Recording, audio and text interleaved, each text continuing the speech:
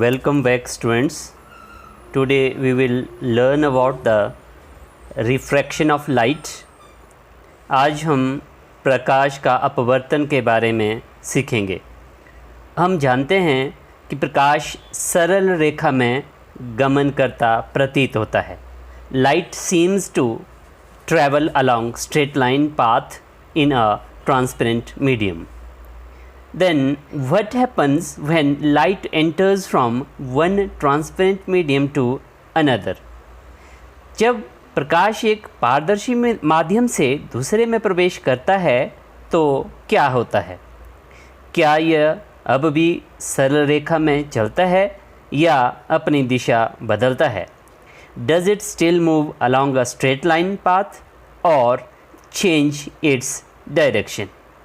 तो हम यहाँ पर कुछ क्रियाकलापों के द्वारा जो हम अपने दैनिक जीवन में हमें अनुभव है उनको दोहराएंगे और हम इनके बारे में सीखेंगे।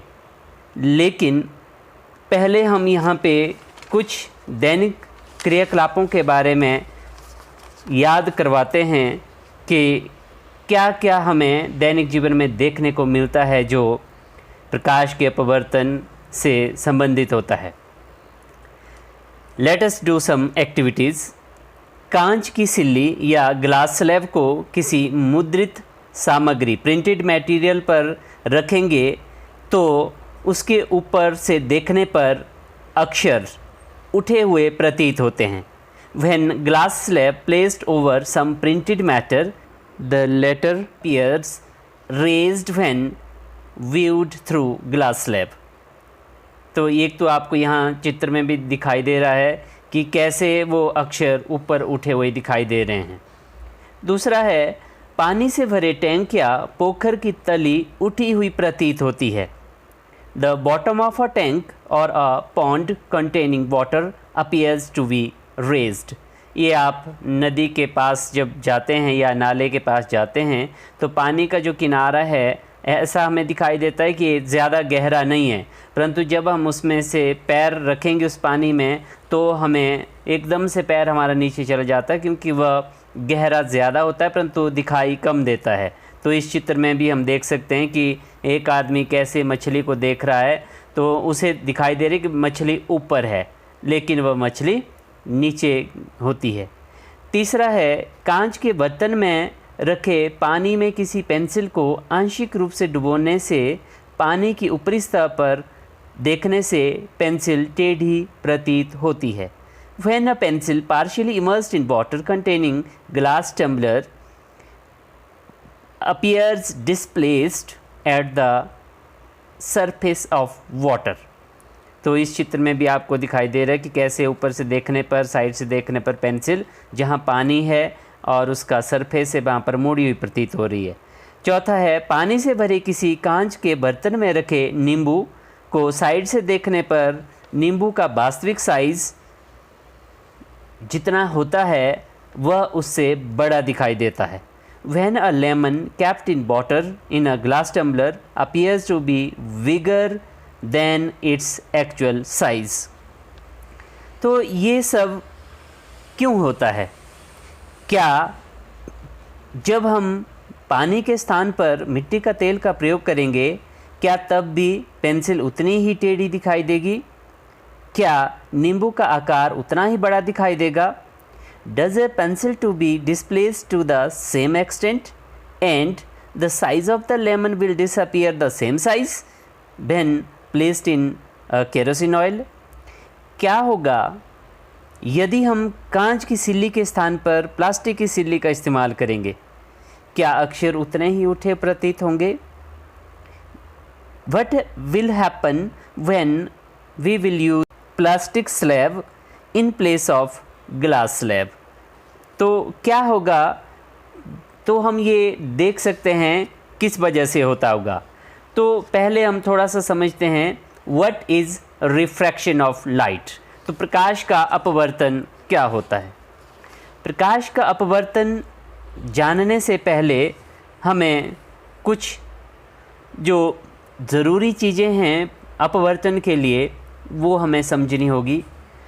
लेकिन पहले हम माध्यमों अर्थात मीडियम के बारे में जानने का प्रयास करते हैं। माध्यम दो प्रकार के होते हैं। एक विरल माध्यम होता है जिसको हम प्रकाशिक विरल माध्यम भी बोल सकते हैं, ऑप्टिकली रेयरर मीडियम, और दूसरा है सघन माध्यम अथवा प्रकाशिक सघन माध्यम बोल सकते हैं हम इसको, ऑप्टिकली डेंसर मीडियम। तो विरल माध्यम क्या होता है? What is rarer medium? वह माध्यम जिसका घनत्व दूसरे माध्यम की अपेक्षा कम होता है उसे विरल माध्यम कहते हैं। The medium whose density is less than the other medium is called a rarer medium। जैसे वायु है और जल है, तो वायु का घनत्व जल से कम होता है, इसलिए वायु रेयरर मीडियम या विरल माध्यम कहलाती है। What is denser medium? सघन माध्यम क्या है? वह माध्यम जिसका घनत्व दूसरे माध्यम की अपेक्षा अधिक होता है उसे सघन माध्यम कहते हैं। The medium whose density is more than the other medium is called a denser medium। तो जल और वायु में से जल का माध्यम जो होता है, जल का घनत्व वायु के घनत्व से अधिक होता है, इसलिए जल डेंसर मीडियम अर्थात सघन माध्यम कहलाता है। तो यहाँ हम कुछ क्रियाकलाप करते हैं। क्रियाकलाप करने से पहले आपको एक मैजिक दिखाते हैं। इसमें आपको ये एरो दिखाई दे रहा है, उसकी दिशा उस तरफ को है। अब हम इस एरो को बिना हिलाए इसकी दिशा कैसे बदल सकते हैं? तो आप यहाँ पर देखिए, तो यहाँ पे देखो कैसे इसकी दिशा बदल गई है। तो इसको आप सोचो कि कैसे ये एरो की दिशा जो इस तरफ को थी वो इस तरफ को बदल गई। तो इसको एक्सप्लेन करने से पहले मैं आपको कुछ क्रियाकलाप करता हूँ। यहाँ पर हम एक प्लेट में एक सिक्का रख देंगे, तो थोड़ी देर बाद हमें ये सिक्का कैसे गायब होता हुआ दिखाई दे रहा है और कैसे वो दोबारा से हमें दिखाई देता है, इसके बारे में हम यहाँ पे क्रियाकलाप करेंगे। पहले हम जब सिक्के को थाली में रखते हैं तो थोड़ी पीछे जाएंगे, और जब ये सिक्का दिखाई देना बंद हो जाता है तो हम वहाँ पर रुक जाएंगे, और अब हम इसमें धीरे धीरे पानी डालते जाएंगे। हम थोड़ी देर में सिक्के को पुनः देख पाएंगे। इसका क्या कारण हो सकता है? तो आप यहाँ पर देख रहे हैं कि ये सिक्का अभी थोड़ा सा दिखाई दे रहा है, और अगर पानी डालेंगे तो यह सिक्का हमें पूरा दिखाई देना शुरू हो जाता है।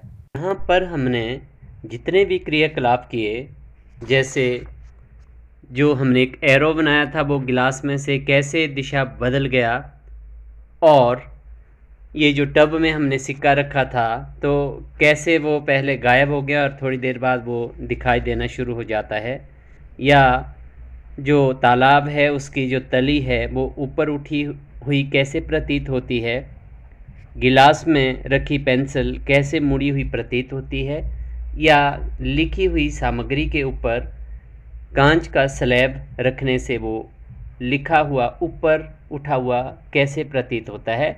यह सब प्रकाश के अपवर्तन के कारण होता है। अब हम कांच के आयताकार स्लैब से अपवर्तन, refraction through a rectangular glass slab के बारे में सीखेंगे कि किस तरह से कांच के स्लैब से प्रकाश के अपवर्तन की परिघटना होती है। यह प्रयोग दर्शाता है कि प्रकाश का अपवर्तन निश्चित नियमों के आधार पर होता है। This shows that refraction of light occurs according to certain laws। What are the laws of refraction of light? प्रकाश के अपवर्तन के नियम क्या हैं? The incident ray, the refracted ray and the normal to the interface of two transparent media at the point of incidence all lie in the same plane. Second है प्रकाश के किसी निश्चित रंग तथा निश्चित माध्यमों के युग्म के लिए आपतन कोण की ज्या साइन तथा अपवर्तन कोण की ज्या साइन का अनुपात स्थिर होता है। इस नियम को स्नेल का अपवर्तन का नियम भी कहते हैं। The ratio of sine of angle of incidence to the sine of angle of refraction is a constant for the light of a given color and for the given pair of media. This law is also known as Snell's law of refraction. Therefore, sin I divided by sin R is equal to constant. sin I बटा sin R बराबर है स्थिरांक होता है, जहाँ पर I आपतन कोण होता है और R अपवर्तन कोण होता है। I is the angle of incidence and R is the angle of refraction. अपवर्तनांक किसे कहते हैं? What is the refractive index? जब प्रकाश की किरण तिरछी गमन करती हुई एक पारदर्शी माध्यम से दूसरे में प्रवेश करती है तो यह दूसरे माध्यम में अपनी दिशा परिवर्तित कर लेती है। दिए गए माध्यमों के युग्म के लिए होने वाले दिशा परिवर्तन को अपवर्तनांक के रूप में व्यक्त किया जाता है। When a ray of light that travels obliquely from one transparent medium to another, it changes its direction in the second medium. The extent of the change in direction that takes place in a given pair of media is expressed in the terms of the refractive index. इस स्थिरांक के मान को दूसरे माध्यम का पहले माध्यम के सापेक्ष अपवर्तनांक कहते हैं। इसे रिफ्रैक्टिव इंडेक्स कहते हैं। The constant value is called the refractive index of the second medium with respect to the first.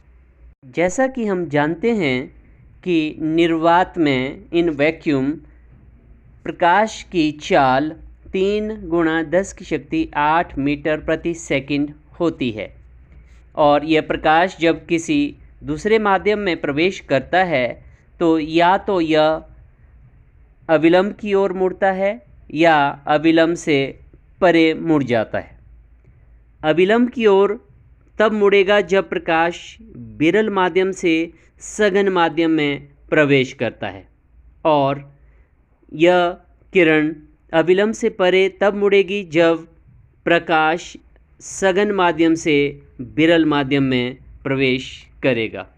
The light ray will bend towards the normal when the light enters from rarer medium to denser medium and light ray will move away from the normal when it enters from denser medium to rarer medium. इसे प्रायः संकेत n21 से निरूपित करते हैं। इसे समीकरण के रूप में इस तरह से व्यक्त करते हैं।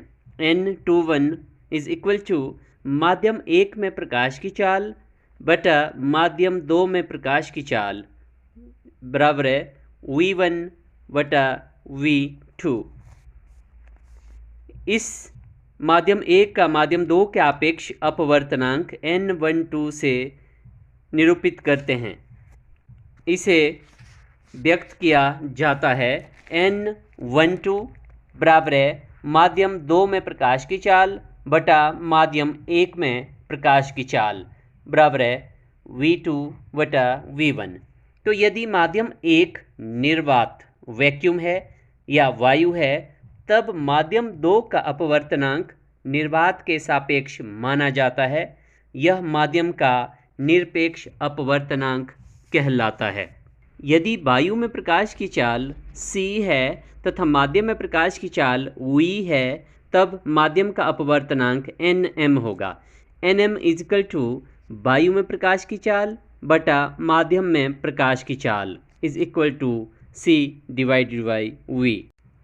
इस सारणी में आपको कुछ द्रव्यात्मक माध्यमों के निरपेक्ष अपवर्तनांक absolute refractive index of some material of media दिखाए गए हैं। इससे आपको आइडिया लग जाएगा कि कैसे विभिन्न माध्यमों का अपवर्तनांक भिन्न भिन्न होता है। आज के लिए बस इतना ही है। अगले वीडियो में हम गोलीय लेंसों द्वारा अपवर्तन, रिफ्रैक्शन बाय स्फेरिकल लेंसेज के बारे में जानेंगे।